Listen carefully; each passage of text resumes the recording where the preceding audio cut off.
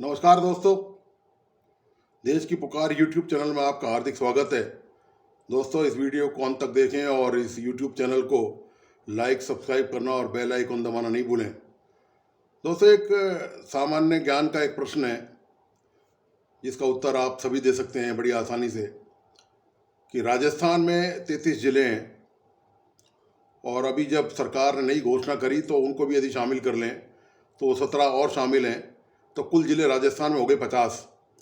लेकिन वो जो 17 जिले हैं वो अभी फ़िलहाल कागजों में हैं और उनको धरातल पर लाने की तैयारी इस चुनाव के बाद ही हो पाएगी, विधानसभा चुनाव के बाद। इन 33 जिलों का जो नक्शा बनता है उससे पूरा राजस्थान प्रदेश बनता है। इस प्रदेश पे शासन है, हर 5 साल में चुनाव होते हैं, तो जो पार्टी जीतती है वो सत्ता में आती है। तो अभी जो शासन है वो कांग्रेस का है और मुख्यमंत्री अशोक गहलोत की सरकार राजस्थान में शासन कर रही है। शासन का मतलब ये हुआ कि ये जो 33 जिले हैं इनमें राजस्थान सरकार, गहलोत सरकार, कांग्रेस सरकार का राज है। यहाँ जिला प्रशासन, कायदे कानून सब गहलोत सरकार के ही हैं। लेकिन आपको आश्चर्य होगा कि इन 33 जिलों में से जो अभी अस्तित्व में हैं, जो कागजों में 17 हैं, उनकी मैं बात नहीं कर रहा। मैं मौजूदा जो राजस्थान की जो ज्योग्राफी है, जो भौगोलिक संरचना है, उसमें जो 33 जिले हैं, इनमें से 2 जिले ऐसे हैं जिसमें राजस्थान सरकार का शासन नहीं चलता। आपको ये सवाल बड़ा अटपटा भी लग सकता है और बड़ा अजीब लग सकता है कि संविधान के तहत कानून का शासन है देश में, और ऐसा कैसे हो सकता है कि राजस्थान के 33 जिले में शासन हो और उनमें से 2 जिलों में कांग्रेस सरकार का शासन नहीं चले। लेकिन दोस्तों, ये सच्चाई है। यहाँ पर अशोक गहलोत सरकार का शासन नहीं चलता। कानून का शासन तो चलता होगा, लेकिन गहलोत सरकार का शासन नहीं चलता है यहाँ पर। ये 2 जिले ऐसे हैं, ना तो ये कोई आतंकी क्षेत्र है, ना ये कोई नक्सली क्षेत्र है। ये बाकायदा उन्हीं आम जिलों की तरह हैं जो दूसरे जिले हैं। यहाँ भी जनप्रतिनिधि उसी तरह चुन के आते हैं जैसे और दूसरे जो 31 जिले हैं उनमें चुन के आए हैं।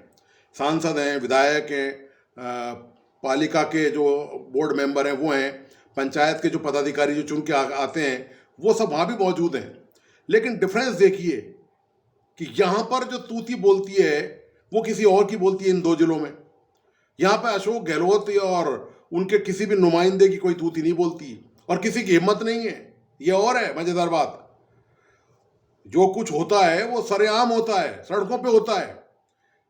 किसी सरकारी नुमाइंदे की, जनप्रतिनिधि की, चाहे वो कलेक्टर हो, चाहे वो एसपी हो, चाहे वो राज्य के मुख्य सचिव हो, चाहे कोई भी हो, चाहे आईएएस अधिकारी हो, चाहे आईपीएस हो, चाहे आरएस हो, चाहे कर्मचारी हो, वहां पर जो सिक्का चलता है वो किसी और का चलता है। तो दोस्तों, मैं जो इन 2 जिलों का जिक्र कर रहा हूं, इनमें एक जिला है सवाई माधोपुर, जहां के सांसद हैं डॉक्टर किरोड़ीलाल मीणा। दूसरा, नागौर के जो सांसद हैं वह हैं हनुमान बेनीवाल। आप दोनों के नाम से वाकिफ हैं और दोनों के काम से भी लगभग वाकिफ हैं। ये 2 जिले ऐसे हैं दोस्तों, इनमें जो शासन चलता है, जिला प्रशासन को यदि वहां पर किसी अधिकारी को रहना है तो इन दोनों नेताओं की सुननी ही पड़ेगी उनको। उनके पास कोई दूसरा विकल्प या रास्ता नहीं है कि इनकी नहीं सुने। यदि वहां पर उनको नौकरी करनी है तो इनका कहना मानना पड़ेगा। वे अशोक गहलोत सरकार के किसी और मंत्री का, किसी सचिव का, खुद मुख्यमंत्री अशोक गहलोत का कहना माने या नहीं माने, लेकिन इन दोनों सांसदों का अपने अपने संसदीय क्षेत्र में इतना जबरदस्त दबदबा और प्रभाव है कि इससे कोई भी अछूता नहीं है। और इसका कारण है, ये दोनों जनता के नेता हैं। ये आधी रात को भी उठ के चल सकते हैं। ये किसी भी मामले पर हजारों लोगों का साथ लेके सड़कों पे धरना प्रदर्शन, आंदोलन करने की तैयारी में हमेशा रहते हैं। राजस्थान में 25 संसदीय क्षेत्र में 25 सांसद हैं। राजस्थान से बहुत सारे मंत्री हैं, विधायक हैं, लेकिन किसी में इतना दमखम और साहस नहीं है जो इन 2 नेताओं में है। एक आवाज पर, एक आह्वान पर हजारों लोग सड़कों पे उतर आए। रियल मायने में, सही मायने में, सच में जिसको जनप्रतिनिधि कहना चाहिए, वे यही 2 नेता हैं। आप देखिए, कोई सा भी प्रकरण हो, चाहे खनन माफिया का प्रकरण हो, चाहे पेपर लीक के मामले में प्रकरण हो, या और कोई भी इस तरह के जनहित के जो भी मामले हों, उन मामलों में इन दोनों नेताओं ने सरकार को घुटनों पे ला दिया। और न केवल सरकार को, खास तौर से यदि किरोड़ीलाल मीणा, डॉक्टर किरोड़ीलाल मीणा सांसद का जिक्र करें तो उन्होंने खुद की पार्टी को झुकने को मजबूर कर दिया।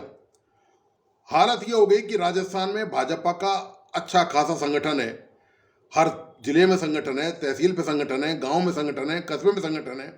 इसके बावजूद भी भारतीय जनता पार्टी राजस्थान में ऐसा बड़ा आंदोलन नहीं खड़ा कर सकी जो डॉक्टर किरोड़ीलाल मीणा ने कर दिया।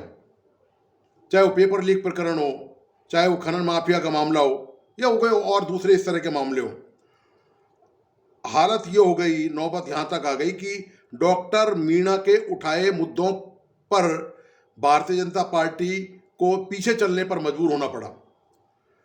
इन दोनों जिलों में कोई भी मामला हो, जिला प्रशासन में कलेक्टर हो, एसपी हो, एसडीएम हो, एडीएम हो, तहसीलदार हो, नायब तहसीलदार हो, या और दूसरे प्रशासनिक अधिकारी हो, उनको इनकी बात माननी पड़ती है, इनकी बात सुननी पड़ती है इन दोनों नेताओं की। तो दोस्तों, दरअसल इस जो समीक्षा का उद्देश्य है, विश्लेषण है, वो ये है कि नेता हों तो ऐसे हों।